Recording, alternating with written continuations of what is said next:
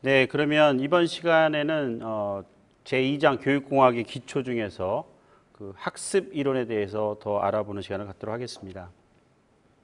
지난 시간에 우리가 행동주의, 즉 인간 행동의 변화를 가져온 어떤 원인을 중심으로 해서 이론이 성립되었고 그게 어떻게 교육 방법 혹은 교육공학에 영향을 미쳤는지 좀 살펴봤고요. 또 마찬가지로 어떤 뇌 혹은 인간의 그 기억의 변화 과정에 초점을 맞춘 인지주의적인 그런 관점에서 어떻게 교수 설계 아이디어를 낼 수 있는지 그런 차원에서 교육공학을 살펴봤습니다.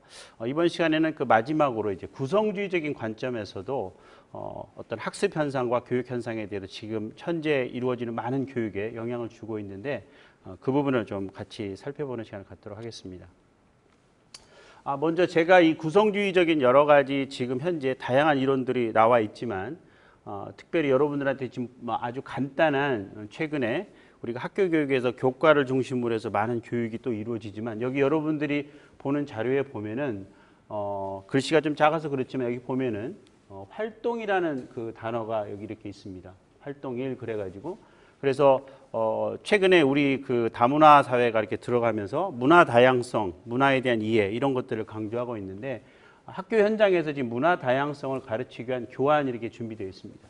근데 보다시피 이제 어떤 문화 다양성에 대해서 바로 이야기하기보다는 어떤 색깔로 여러 가지 다양한 색종이로 이루어지는 것들을 만드는 작업을 하고 아마 이제 이거 끝나고 나면 이런 과정을 통해서 어떤 것들을 생각하게 되었는지 그런 정리하는 시간을 아마 가지리라고 봅니다. 그럼 이런 식으로 왜 이건 이제 주로 이제 초등학교 맥락인데요. 선생님들이 수업을 하는 과정에서 바로 보통 우리가 생각하는 개념적인 것을 설명하기보다는 이렇게 활동을 먼저 하고 그 다음에 그걸 정리하는 시간을 많이 갖는다면 그럼 이런 것들이 이론적으로 어디에 그 기초를 두고 있는지 이런 걸 한번 생각해 볼 수 있겠어요. 자, 그런 부분들을 저희들이 굳이 따져본다면 구성주의적인 관점에서 이런 활동을 기반으로 하는 교육 활동을 안내하는 거다라고 볼 수 있겠습니다. 그리고 이게 더 이제 연장하면 뭐 이른바 성인 교육, 기업에서 이루어지는 다양한 교육에서 활동들이 많은데 자, 그런 것들을 설명해 주는 것. 여러분들이 한번 생각을 해보세요. 왜 활동을 중심으로 해서 초반에 이렇게 교육적인 전개가 이루어지는지 이제 그런 것들을 구성주의 관점에 설명하고 있는데 이런 것들이 최근에 많은 교육에 시사하는 바가 이제 많은 거죠. 이런 것들을 좀 살펴보도록 하겠습니다. 구성주의 하면은 이제 여러분들이 그 다른 일반 심리학이라든지 혹은 학습 이론에서 이미 소개받았겠지만 많은 학자들이 있는데 그 중에서 이론적인 어떤 기념비적인 그런 이론을 만든 분이 크게 삐아제의 어떤 인지적 구성주의, 그 다음에 비가스키의 사회적 구성주의라고 하는 두 어떤 이론이 많이 소개되고 있죠. 이 부분을 좀 같이 살펴보도록 하겠습니다. 먼저 그 삐아제의 인지적 구성주의와 관련돼서 많은 그 복잡한 이론들이 많이 있는데 저희 교육공학과 관련돼서 좀 상징적으로 우리가 알아볼 수 있는 게 있다면 제가 보기에는 바로 이 아주 간단한 실험인데요. 여기 지금 제가 이제 그림으로 아주 간단하게 만들었지만 3살짜리, 3살 전후로 된 아이에게 이 두 가지 컵을 이렇게 보여줍니다. 그리고 동일한 지금 제가 일부러 색깔을 파란색으로 했지만 동일한 액체를 보여주면 이제 똑같다고 하는 거죠. 그러다가 어느 일정하게 좀 이렇게 가린 상태에서 똑같은 이 컵에 있는 물인데 하나에 있는 컵을 이쪽으로 이렇게 옮긴 다음에 그 학생한테 다시 한번 보여줍니다. 그 앞에서 이렇게 옮기는 장면을 보여줍니다. 이렇게 이 컵에 있는 물의 양을 이쪽으로 이렇게 옮겨놓은 장면을 그 앞에서 보여줬는데 그 다음에 질문을 합니다. 3살짜리에게. 그러면 어떤 질문을 하냐면 어떤 것이 더 양이 많느냐라는 질문을 하는 거죠. 그러면 여러분들도 집에서 한번 실험을 해보면 알겠지만 3살짜리 같은 경우는 방금 그 앞에 똑같은 양이라고 했음에도 불구하고 이렇게 겉모양이 올라간 이 컵에 있는 물이 더 많다 이렇게 대답을 하는 경우가 많이 있을 겁니다. 한번 실험을 해보시기 바랍니다. 그런데 이제 한 7살 정도 되면은 걔한테 물어보면은 이제 무슨 똑같은 양이지 그러느냐 왜 나보고 장난하냐 이런 식으로 이렇게 이야기를 하죠. 그러면 이제 삐아제가 보기에 이런 상황, 그러니까 3살짜리 전후에서는 왜 그러면 이것을 동일한 양을 보고도 이게 더 많다라고 판단하는지 바보라서 그런지 아니면 아주 어리석어서 그런 건지 뭐 그렇게 우리가 생각하죠. 아주 바보구나 어리구나 이렇게 생각할 수 있겠죠. 혹은 뭐 어리구나라는 말도 약간 그와 유사한 건데 삐아제가 보기에 3살 전후의 아이들이 이것을 다르고 이 양이 많다라고 판단하는 경우는 7살은 똑같다고 하는데요. 겉모양과 상관없이. 그런 생각을 하게 되는 것은 머릿속에 있는 어떤 인지적인 과정이 이 자연환경과 상호작용하는 방식이 다르다고 봐야 된다는 겁니다. 이게 틀렸다가 아니라 어떤 상호작용하는 방식, 이 경우는 이제 외양을 보면서 어떤 그 양을 이렇게 판단하는 그런 인지 구조가 지금 현재 되어 있고, 그건 인지 발달 단계고, 이제 7살이 넘어가면서부터는 다른 방식으로 또 세상과 인터랙션을 한다는 거죠. 그래서 우리가 뭐 확대 해석하는 건지 모르겠지만, 이런 인지 발달 이론 관점에서 보면 세상을 다른 관점으로 볼 수 있다라는 그런 어떤 이론적인 관점의 초기 형태라고도 볼 수 있겠습니다. 어쨌든 이 이론을 통해서 피아제는 어린아이는 전혀 다른 방식으로 세상과 어른과는 다르게 상호작용을 한다라고 하면서 이것을 어떤 발달의 개념으로 설명하는 거죠. 그것을 더 우리가 확대 해석하면 사람 하나하나가 전부 다 어떤 것이 그 인지 구조가 다 다르게 이렇게 형성되어 가고 있다. 뭐 그런 이론으로도 나갈 수 있겠습니다.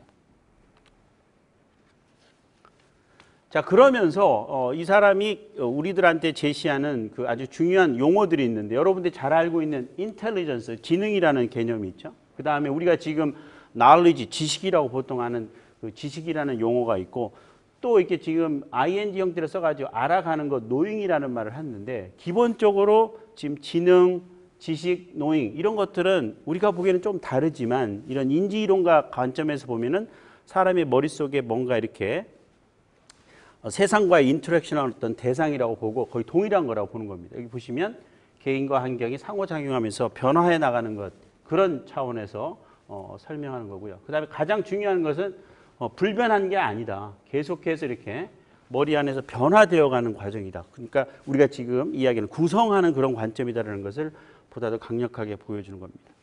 그러면서 초기에 우리들한테 가장 강력한 영향을 줬던 개념 중에 하나가 바로 이 조작입니다. 혹시 앞에 우리가 행동주의에서 조작적 접근화라고 해서 그때도 오퍼레이션이 나왔었죠. 그때 이제 스키너는 조작이라는 말을 우리 인간이 외부 환경 어떤 행동을 가하는 것, 행동과 거의 비슷하게 오퍼레이션을 생각을 했어요. 그러나 여기서 말하는 것은 조작은 앞에 보다시피 인지적이라는 말을 쳤습니다. 즉 머릿속에서 뭔가 외부 환경과 상호작용할 때 보여주는 행동, 뭐 어떤 그런 정신적인 작용을 조작이라고 해서 여기 보시면 인간이 주변 환경과 상호작용을 하는 그런 과정이다. 이렇게 지금 정의를 내리는 거죠. 그래서 이와 관련돼서 제일 우리가 지금 일상 여러분들이 지금 대학교에서 이제 공부를 하면서 보기 때문에 일상적으로 14살 이상에서 우리가 좀 추상적인 개념을 가지고 이렇게 조작하는 경우, 예를 들면 여러분들이 잘 알고 있는 지식을 이용해서 본다면 예컨대 뭐 한국과 관련된 것은 한국에 해당되는 어떤 것이 서울이다. 그러면 미국에 해당되는 어떤 것은 무엇인가? 이렇게 질문을 하면 우리들은 이제 그 추상적인 개념의 연장선에서 관계를 보고 이건 뭐 예컨대 워싱턴이다. 이렇게 대답하는 거죠. 그런 것들을 우리가 조작한다고 합니다. 근데 금방 말한 것처럼 한국과 뭐 서울, 미국과 워싱턴 상당히 형식적인, 즉 포멀한 그런 어떤 조작을 하는 건데요. 그런 것들을 가능하기 전 단계는 매우 구체적인 사물을 가지고 조작을 하는 겁니다. 그런 것들 우리가 구체적인 조작기라고 하는 거죠. 여기 보시면 7, 8세에서 12, 14세 이게 지금 어떤 겁니까? 바로 초등학교 그때 맥락이 초등학교 한 4, 5학년까지가 이제 아주 구체적인 것을 보여주지 않은 이상은 학생들이 제대로 이해를 못하는 경우가 많이 있죠.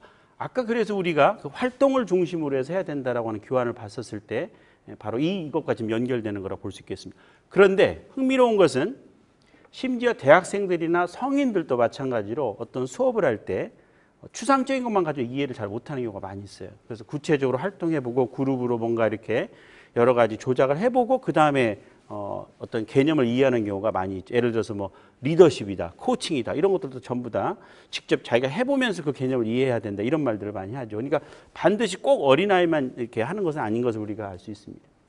그리고 그 전 단계, 바로 이게 전 조작기인데 아까 우리 그 아이가 한 3살 전후의 아이가 이렇게 외양이 변화하면 마치 양이 변화하는 것처럼 이런 생각을 가지고 있는 거죠. 그런 것들을 어떻게 보면 아까 지금 다른 방식으로 상호작용을 한다고 하지만 인지발달 이론에 따지면 그런 우리 전 조작기, 조작 전 단계 방식으로 뭔가 주변 환경과 상호작용을 한다는 겁니다. 초점은 이처럼 인간의 머릿속에 있는 어떤 그 인지적인 과정을 이렇게 단계별로 나눌 수가 있고 또 그게 자꾸 발달되어 간다. 다른 방식으로 상호작용한다. 이런 점들을 이론가들이 만들어놨고 아마 이후에도 계속 이와 비슷한 이론들이 나올 거라고 봅니다. 그러면서 이제 우리들한테 그 피아제의 인지발달 이론이 제시한 아주 그 혁신적인 개념 중에 하나가 바로 스키마 혹은 쉐마라고 하고 우리말로 또 인지의 어떤 틀 뭐 이런 식으로도 이렇게 볼 수 있는데요. 조작 뭐 그런 말을 쓰기도 하고요. 그래서 스키마 쉐마라고 하는 혹은 도식이라는 말을 쓰기도 합니다. 어떤 게 이미지 같은 게 있다는 겁니다. 그림과 같은 어떤 비슷한 것들인데 그래서 어린아이가 이렇게 성인이 되어가는 그런 과정에서 보면은 어떤 쉐마라고 하는 혹은 인지 도식이라는 것이 점점 이렇게 발달되어 가는 그런 과정인데 그때 이제 피아제는 여기 나와 있는 것처럼 동화와 조절이라고 하는 인지 과정을 설명하는 개념을 만들어냅니다. 하나는 예를 들어 지금 여기 개 그림이 두 개가 있고 하나는 언뜻 봐서 여러분들도 좀 개와 좀 다른 어떤 늑대의 모양을 하고 있는 정말 늑대입니다. 그런데 이제 어린아이들이 저희들도 마찬가지지만 초기에는 이렇게 개라는 게 어떤 형거라는 것을 주변에 있는 사물들도 보고 또 관련된 지식을 보면서 개와 다양한 애들이 나왔을 때 뭐 아주 조그마한 개에서부터 무지무지 거의 뭐 송아지만한 그런 개도 봤을 때 저건 개의 일종이라고 우리가 파악을 하는 거죠. 몇 가지 특성을 보고 그런 것들을 우리가 동화를 했다고 합니다. 그러다가 나중에 점점 커나가면서 개와는 조금 다른 어떤 특성을 지닌 모양은 약간 겉모양은 비슷하지만 다른 습성을 보인 어떤 것을 보면서 이것들을 이제 늑대라고 이렇게 분화시켜 나가는 그런 늑대라는 어떤 쉐마가 생기면서 원래는 동일한 개로부터 출발을 했지만 늑대라는 어떤 쉐마가 형성돼 그리고 우리가 조절 과정이라고 합니다.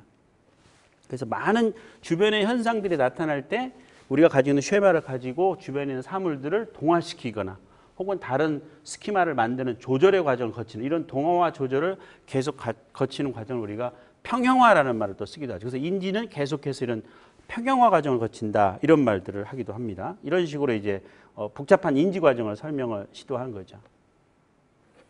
자, 그래서 이런 인지 발달 이론은 이제 이후에 비가스키 어떤 이따가 이야기한 사회적 구성주의라든지 이런 많은 이론들을 촉발시키기도 하지만 어떤 교수 설계를 어떻게 할 거냐 관련돼서 매우 중요한 이론적인 토대를 만들어 줍니다.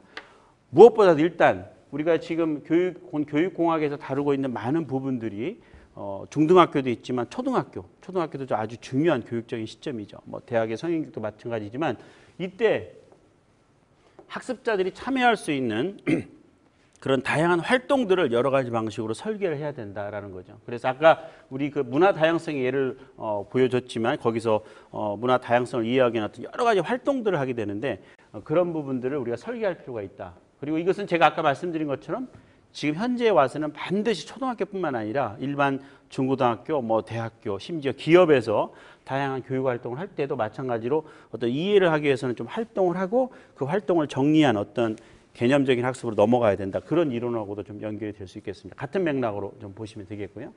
또 한 가지 그 피아제의 인지 발달 이론이 이제 주로 그 유럽을 중심으로 했다면 그 피아제의 인지 발달 이론이 미국에 와서 약간 다른 방식으로 변형됐는데 그때 나오는 대표적인 학자가 바로 제롬 브루너라고 하는 주로 커리큘럼 쪽에 아주 유명한 영향력을 행사한 그 인지 심리학자인데요.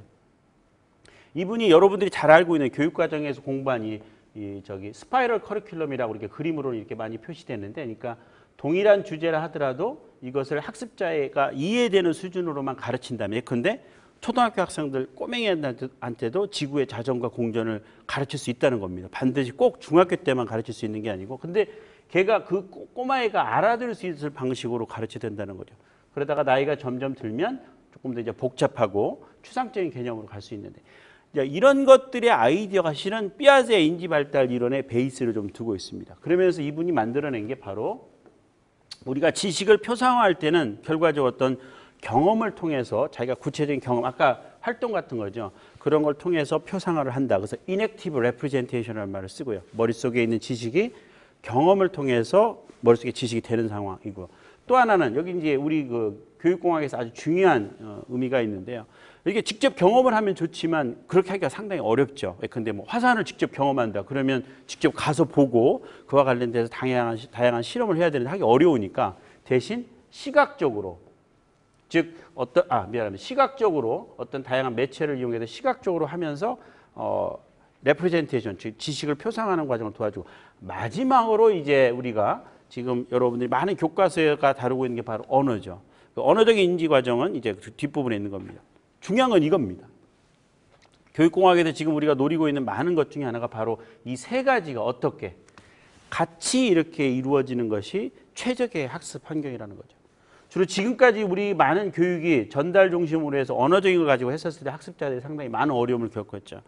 이 부분을 이제 해결하기 위해서 바로 시청각적 매체, 혹은 또 시청각적 매체만 활용해서는 안 되고 구체적인 경험, 이제 이런 것들을 우리가 다 만약에 포함한다면 제가 보기에는 이런 것들 우리가 여기 나와 있는 교수 설계를 한다는 말이 그런 거겠습니다. 교수 설계를 한다는 말이 바로 이런 식의 어떤 세 가지가 같이 움직였을 때 학습이 잘 된다면 이 세 가지를 고려한 설계를 해야 되지 않느냐, 이렇게 보는 거죠. 그래서 이러한 삐아제 인지 발전은 이어서 사회적 구성주의와 함께 지식의 구성 과정으로서의 어떤 학습을 설명하고 교수 설계를 해야 된다는 그런 이론에 영향을 미치게 됩니다.